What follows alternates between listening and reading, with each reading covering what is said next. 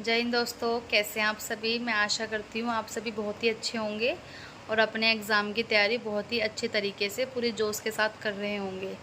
तो जो मैंने एक सीरीज़ चलाई है 30 डेज़ चैलेंज सीरीज़ है, जो यूपीएसआई का सिलेबस कंप्लीट करने की, आज उसका डे 2 है।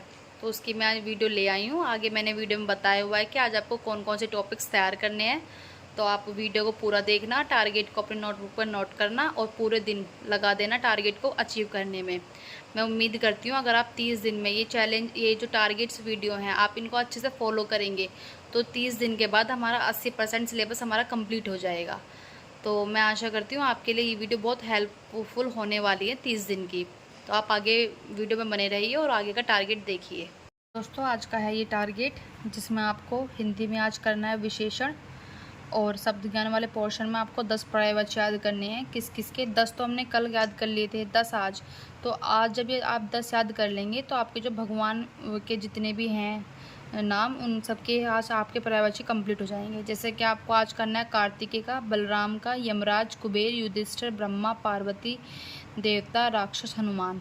आपको आज ये 10 करके जो जितने भी भगवान से रिलेटेड नाम है उन सबके आज पर्यायवाची कंप्लीट हो जाएंगे। इसके साथ साथ आपको आज 50 विलोम याद करने हैं, और जो कल 50 विलोम याद करे उनका रिवीजन भी इसके साथ साथ कर लेना है, और 20 तत्सम तद्भव याद करने हैं, और जो कल पढ़े उनका रिवीजन आज करना है आपको। और साहित्य अकादमी अवार्ड्स में कल आपने 1955 से लेकर 1965 तक याद किए, आज आपको 1965 से लेकर 1975 तक के याद करने हैं। और जितने जो कल 10 याद किए हैं उनकी जो पॉकेट डायरी आपने बनाई है उसमें वो 10 लिख लेना, उसका रिवीजन करना, और आज जब ये याद करोगे ये वाले उसमें लिख लेना, ताकि रिवीजन साथ के साथ होता रहे। फिर आपको मैथ में क्या करना है। मैथ में आपको मैं अलग से इस तरह के कुछ एडिशनल टॉपिक दिया करूँगी, ताकि उनसे आपकी कैलकुलेशन जो है वो थोड़ी फास्ट हो जाए, क्योंकि एग्ज़ाम में कैलकुलेशन का फास्ट होना बहुत ज़रूरी है। तो आपको क्या करना है, 1 से लेकर 30 तक के टेबल्स याद करने हैं, 1 से 50 तक का स्क्वायर याद करने हैं, 1 से 30 तक के क्यूब्स याद करने हैं। ये आपको करने हैं, और याद करने के साथ साथ इनका एक चार्ट बना लो, और जहाँ आप पढ़ते हो उसके सामने जो दीवार है उस पर ही चिपका लीजिए, और डेली इनका रिवीजन करो। डेली वहाँ बोर्ड उस पर देखो अपनी दीवार पर कि इसका क्यूब ये है, तो आपके जो है माइंड में एकदम सेट हो जाएगा।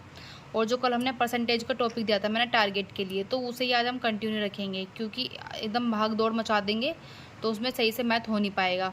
तो कल जो आपने परसेंटेज का टॉपिक स्टार्ट किया है, आज भी आपको परसेंटेज ही करना है, और जो भी उसके टाइप्स छूट गए हैं वो उनको तैयार कर लेना है पूरा।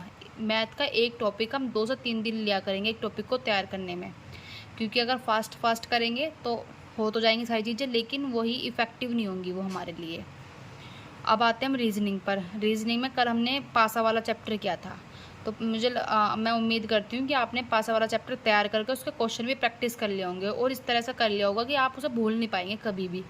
तो आज आपको करना है कैलेंडर तैयार, ठीक है। इसे अच्छे से तैयार कर लेना है, क्योंकि इसके क्वेश्चन आते ही आते हैं। तो इसके जितने भी कैलेंडर में जितने भी टाइप होते हैं उस टाइप के अनुसार आप कोई भी यूट्यूब की वीडियो देखकर, जिससे आपको समझ में आ जाता हो, वहाँ से आप कैलेंडर का टॉपिक तैयार कर लेंगे। अब आते हैं पॉलिटी पर। कल आपने पॉलिटी में प्रस्तावना तैयार किया, और मैं उम्मीद रखती हूँ, उम्मीद या मुझे ये चाहिए ही चाहिए कि आपने प्रस्तावना तैयार कर लिया हो कल, ठीक है। तभी जब आपने प्रस्तावना तैयार कर लो तभी आप इस पर आए, वरना अगर आपने अभी तक प्रस्तावना तैयार नहीं किया, पहले प्रस्तावना तैयार करें, उसके क्वेश्चन लगाए, उसके बाद ही हम मूव ऑन करें। तो आज आपको क्या करना है, पॉलिटी में भाग 1 करना है, जिसमें संघ उसके राज्य क्षेत्र आते हैं, वो वाला टॉपिक करना है, और वो भी याद करने हैं कि ये वाला राज्य इस सन में उसका वो हुआ, तो क्रम से वो आ जाते हैं उसका क्रम लगाने के लिए। प्लस उसी में एक आता है क्षेत्रीय परिषद, तो ये एक वैधानिक निकाय है, तो आपको ये भी तैयार करना है।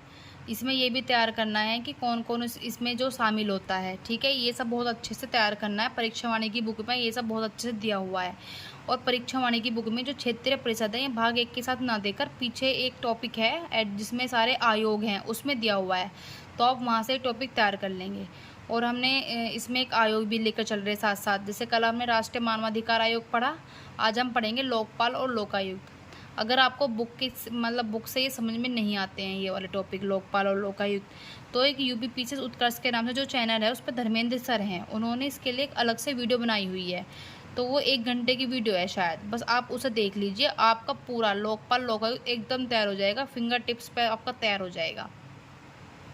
तो आप यहाँ से ये वाला योग वाला टॉपिक इन वाले सर की क्लास देखकर आप कंप्लीट कर सकते हैं।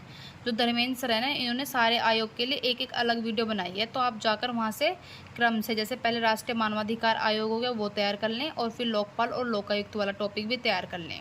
इनकी चयन समिति पर फोकस ज़्यादा रखना, क्योंकि उनमें पूछ लेते हैं चयन समिति में कौन कौन होता है, कौन कौन नहीं होता है। तो ये आपका आज का टारगेट है, जिसे आप कल पूरी मेहनत के साथ, ईमानदारी के साथ पूरा करेंगे, और फिर मुझे कमेंट करेंगे कि हमने टारगेट पूरा कर लिया है। दोस्तों, ये आज का टारगेट था। आप इस टारगेट को अच्छे से पूरा करना, और मेरी वीडियो को लाइक करना, शेयर करना और कमेंट भी करना, ताकि मुझे भी मोटिवेशन मिले आप सबके लिए डेली वीडियो बनाने का। जय हिंद।